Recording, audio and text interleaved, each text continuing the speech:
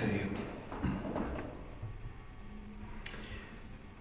This small program is an introduction to a series of discussions that I hope to provide for you that bear upon the economic difficulties, the economic world that we found our way into, in particular since the extraordinary events that occurred, launched from September 2007. In, I think it was 15th of September, Lehman Brothers filed for bankruptcy in New York, and either through oversight, the tenseness of the situation or whatever, in filing for bankruptcy in New York, the parties who undertook this action didn't grasp that in doing so, Lehman Brothers necessarily would have to close their doors in London, in the city of London, another great money centre. By closing their doors, they effectively froze the activity of Lehman's, and freezing that, suddenly a paralysis started seeping through the whole system, and an enormous difficulty arose through the provision of credit. This in many ways, I mean, there were been activity with Bear Stearns prior to that, but this is probably the trigger moment in which the so-called global financial crisis came into existence. In relation to that, a very, very nice little book called The $1 Trillion Meltdown by Charles Morris, subtitled Easy Money, High Rollers and the Great Credit Crash. $1 Trillion Meltdown. Now, $1 trillion is an immense amount of money. $1,000 billion. Like that, it sort of vanished in a most peculiar way. Peculiar because of the peculiar characteristics of the whole money market, money system, global credit system. What is particularly significant and chilling is that within 8 months of issuing the first edition of the book, which went like hotcakes, for obvious reasons, a good book, a second edition came out. What's startling about this one is that he called it the $2 trillion meltdown. Within 8 months, 1 trillion had changed into 2 trillion.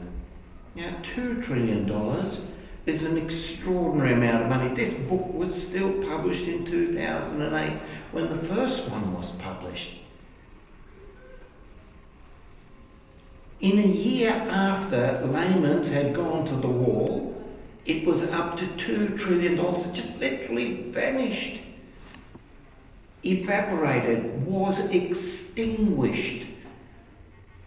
But this wasn't monopoly money, this was real money, which in the peculiar way of finance, it was laden with value emerging out of real economic activity. $2 trillion meltdown. This is a very, very serious matter. Now, not that much after Mr. Morris's books came out, we've got another one by Professors Stiglitz and Bilms, Harvard professors. This one's now called The $3 Trillion War. True cost of the Iraq conflict. These are Harvard economics professors. Okay, it could be said that Stiglitz may have a bit of a political axe to grind. We know that he was an important servant for the Clinton administration in its economic activities, and that Stiglitz does not conceal the fact that his views in an American context are more liberal than conservative.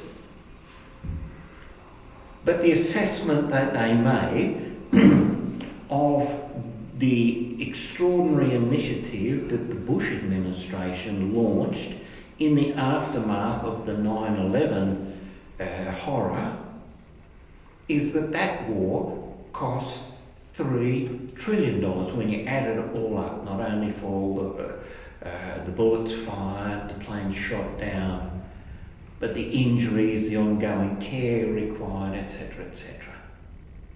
So, this is $3 trillion that had nothing to do with the global financial crisis, where, according to Charles Morris, we've got $2 trillion already, somewhere or another gone into the ether. But here's another one, this is a good one. This one's called Bubble Man by Peter Archer. He's an Aussie writer. It's subtitled Alan Greenspan and the Missing $7 Trillion. Bubble Man. What's significant about this book is that it was published prior to the global financial crisis, and the $7 trillion he refers to are the losses that occurred in market crashes, etc., the dot-com bubble, the fiasco in the late 90s, as well with the international monetary crises, etc. $7 trillion somewhere along the line was extinguished during Alan Greenspan's stewardship of the American Fed. $7 trillion. Another $2 trillion, according to Mr. Morris, from the global financial crisis. And the system needs to cope with $3 trillion that went missing in the Iraq crisis. We're talking about big money. After Greenspan retired, there was a bit of stock taking occurred as to the quality of the Fed's policies under the stewardship of Chairman Greenspan. Here's a good one. William A. Fleckenstein. This is McGraw-Hill, this is a reputable publisher. This one's called Greenspan's Bubbles, and subtitled, quite stingingly, The Age of Ignorance at the Federal Reserve. Now, just as a matter of interest, I was talking with somebody this morning about, I was in Melbourne, and we were talking about the crisis that occurred with the collapse of the Westgate Bridge in the 1960s. There was a great hoo-ha. A number of workmen were killed. It's a complex structure, and there's no question that the engineers got all the calculations right from the point of view of the completed structure. It was secure and could bear far greater stresses than could ever reasonably expected to occur to it. Except that because of its shape and during the construction phase, it had a few points in the construction where it was uniquely vulnerable, and a very big wind came up from the Great Australian Bight, big southerly, and it just caught circumstances in such a way that there was a collapse of partially completed structures.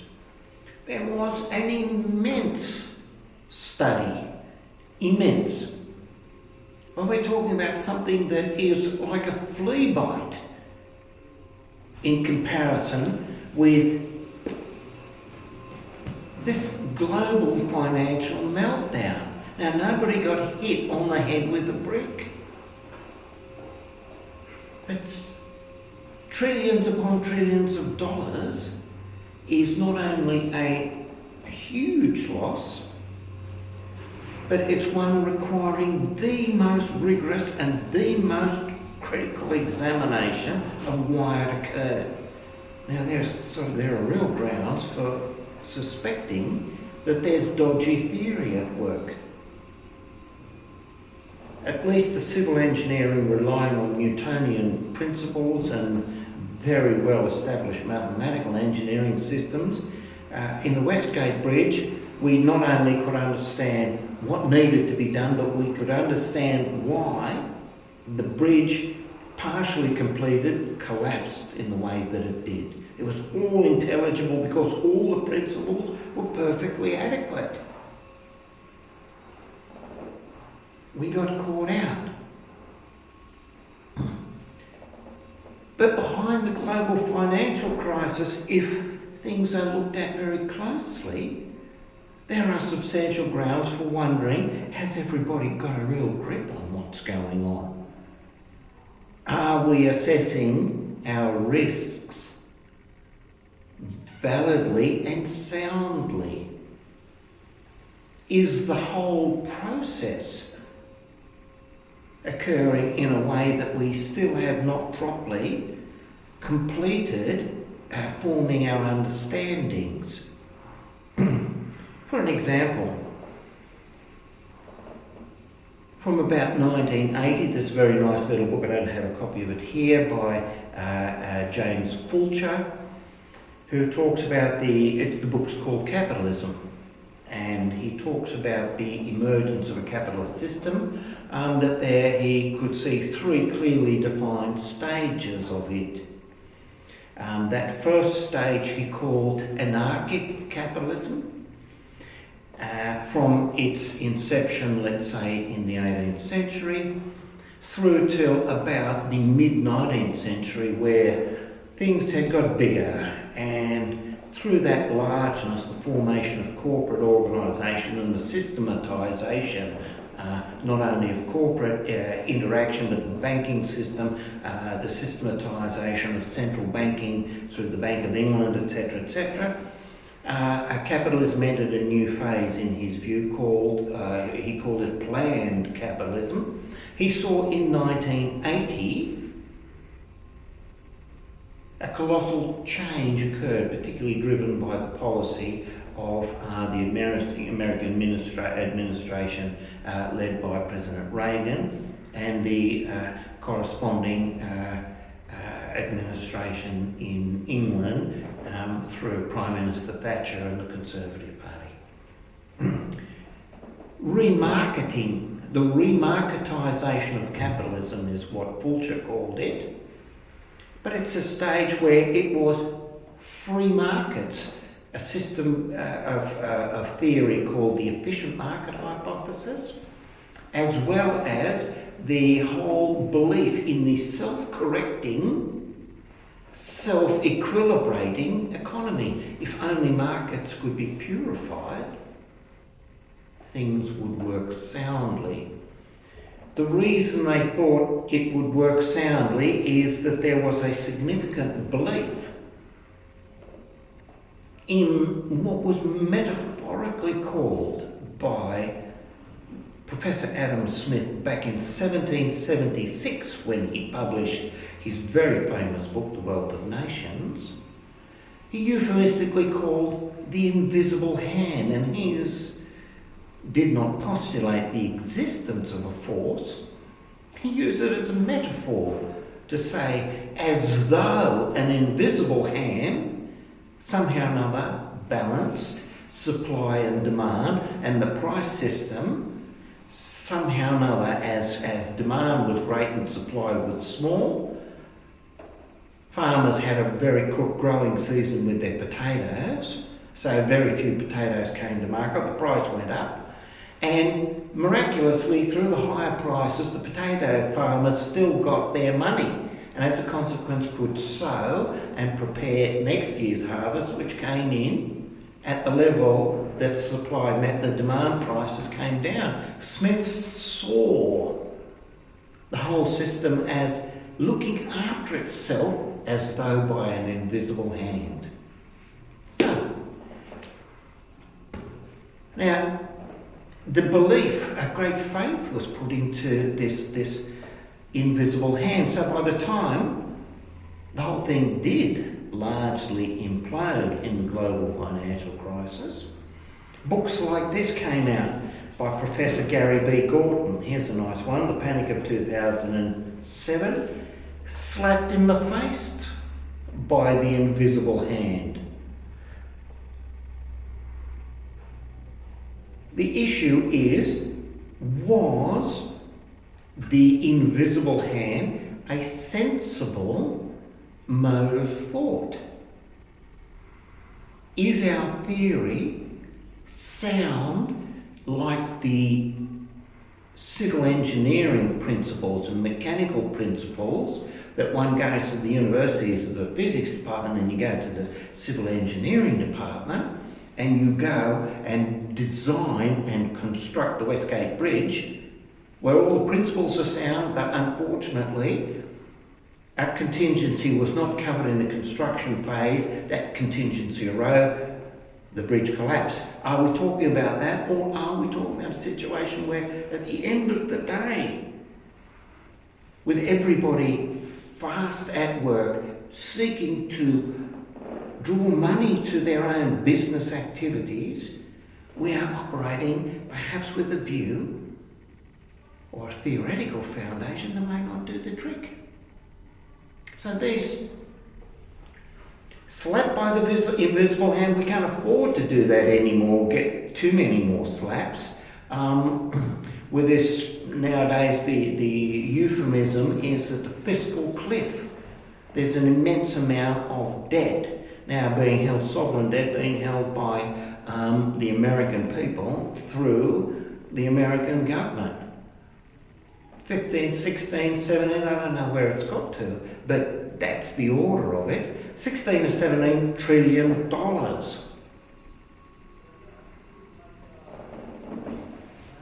Here's another one that's come out a little bit more recently. Lessons from the 2008 world financial crisis. This one's called Time for a Visible Hand.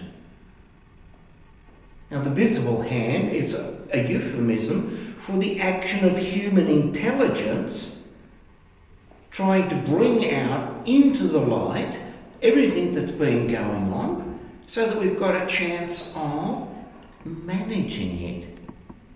Even if our theory is sound, the very absence of transparency may make it impossible for well-founded theoreticians to guide the decision-making so as to manage a stability into some sort of reliable continuity.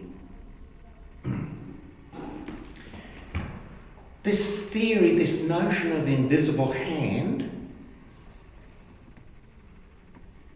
has most peculiar roots. The willingness to actually believe that there is a self-restoring and self-helping industry, economics. For example, here's a good one. This one's by Professor Jacob Viner, Jane Lectures for 1966, going back a little bit now. It's subtitled An Essay in Intellectual History. It's called The Role of Providence in the Social Order. There are people who have a strong belief that the movement of human affairs has some mysterious influence in it, and that influence may well derive from a mysterious and divine source, which functions as it were the hand that moves the glove, which is the invisible hand. Some theological views To get it clear, the first writers on economics was Dr. Quesnay, who was an immediate predecessor to Adam Smith, and Quesnay is probably the dominant name amongst the French physiocrats. He was a doctor, and he saw this self-sustaining, self-correcting, self-healing economy in terms of human health. Prior to him, and the first sort of person to allegorise the character of the human economy as being like some sort of self-healing organism was in fact the great philosopher John Locke. Many people don't realise that he was a physician.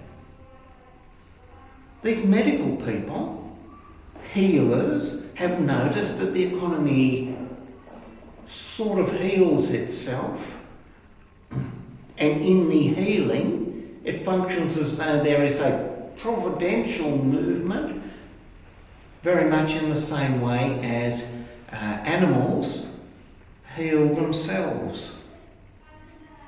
Now, what I'm hoping to achieve through these talks to come is to pin down what's happening.